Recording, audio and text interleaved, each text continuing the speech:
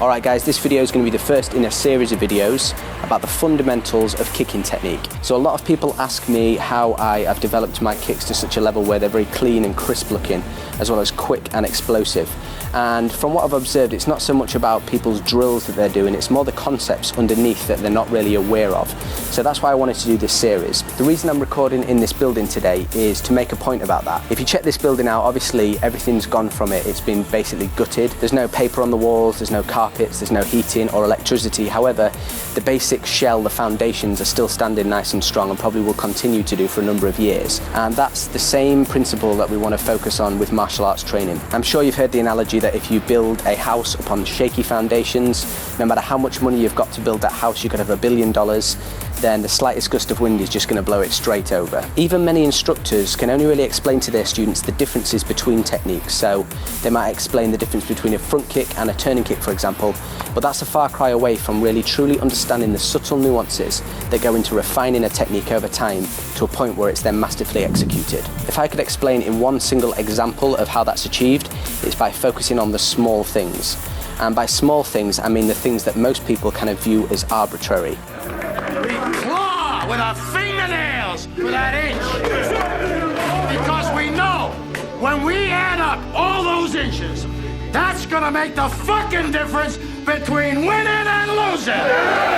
The reason that most casual martial artists quit training is because they lose interest with repeating the same things over and over again in their lessons.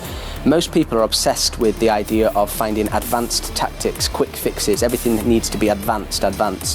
But the truth is, advanced tactics will only give you incremental improvements compared to mastery of the basics. In anything, if you look at cause and effect, the basics probably count for 80 to 90% of your improvements, while any advanced tactics probably 10 or 20%. And not only that, they're much harder to learn as well. So if you're not getting the results you want, I can assure you that the answer is not hiding in advanced tactics, it's hiding in the fundamentals of what you're doing. If there's one principle behind all martial arts improvement, I would say it's the analysis and the removal of what's unnecessary. It's obviously what every kind of biohacking modality promises us, a better way to do things faster, more efficient, in less time, and so on. Awkward technique is a result of lack of refinement, and more energy is being used than is necessary to complete a technique, which is consequently wasted. This can be overcome by correctly understanding one's bodily mechanics. This series will focus on those concepts with regards to kicking technique. So you want to work towards being able to execute your kicks with maximum efficiency, devastating power, while also being graceful and having finesse. Hence the reason for me calling my teaching and my brand Optimum Technique. It's this constant analysis, refinement, and removing what's unnecessary that allows the master of any endeavour to perform effortlessly in a way that the majority of people think is impossible. At its foundation, this is just an incredibly refined, economical nature. So the first concept that we're going to discuss is a term I like to call the arc of attack. So this applies to any kicks that are coming in from the side, so like a turning kick or a hook kick, for instance. And what you want to do with this is, obviously you've got your centre line down the middle, and wherever your target is striking is down that centre line. You want to imagine an arc shape like this, which is where your kick is going to travel across.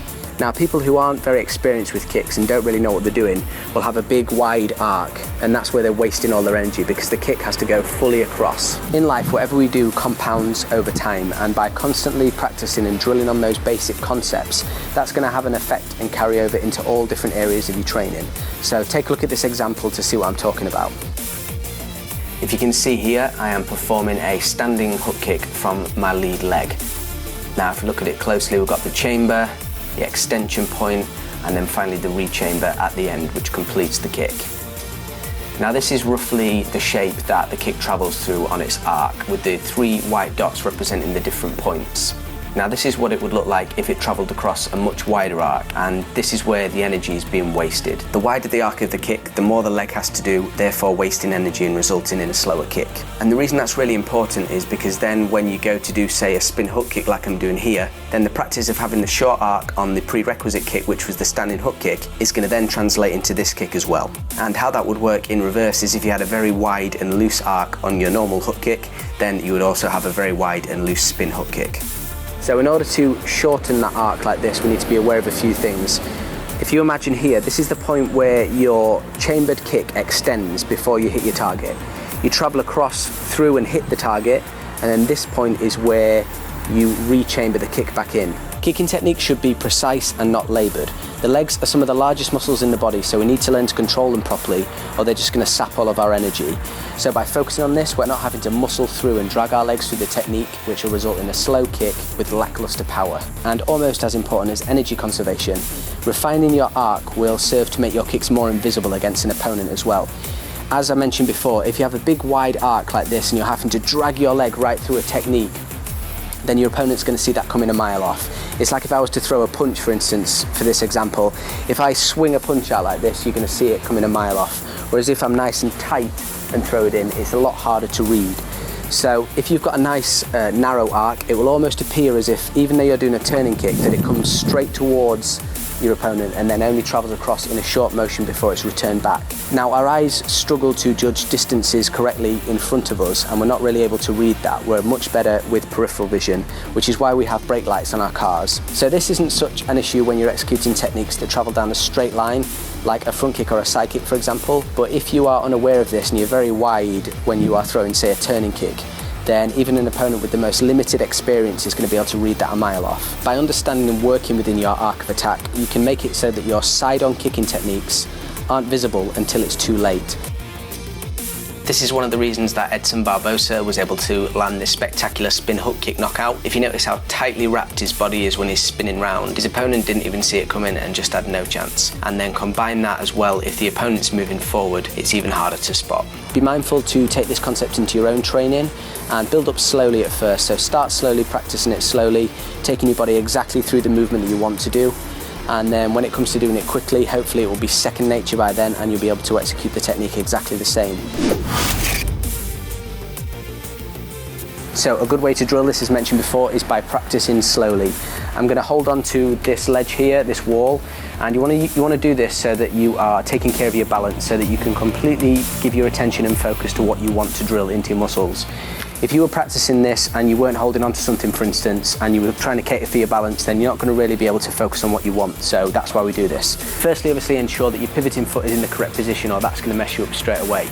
Make sure the pivoting foot, my heel, is facing completely towards the camera. I know it's out at the minute, but that's where it is, so that I can open my hips up correctly. And in terms of the arc then for this, I'm going to show you a couple of different demonstrations. The way I kick like this is I will have the chamber position up here, and like I said, I'll try to extend the kick as close to the target as I can. So I want to bring it out about here. If I was doing a hook kick, for instance, and I'll bring it across the target and bring it back down straight away. So if I do that quickly, it will look like this. And again. And once more.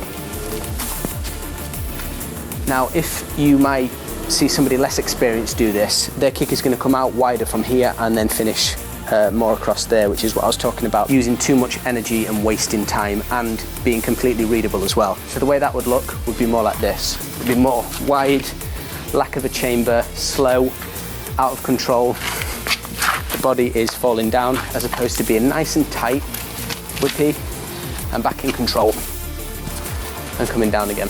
Another way to really help this and boost it a little bit is to practice the visualization technique that I laid out in my previous video. Visualization is really good for things like teaching your body how you would like it to move beforehand, so I will put a link in the description for that as well. What's up guys, I want to hear from martial artists so that I can make my online material better. Please feel free to send me an email at this address. I'd like to ask you a few questions. If you like this video and found value in it, please subscribe to the Bioneer and follow me across all social media platforms. Thank you very much for watching, and I'll see you next time.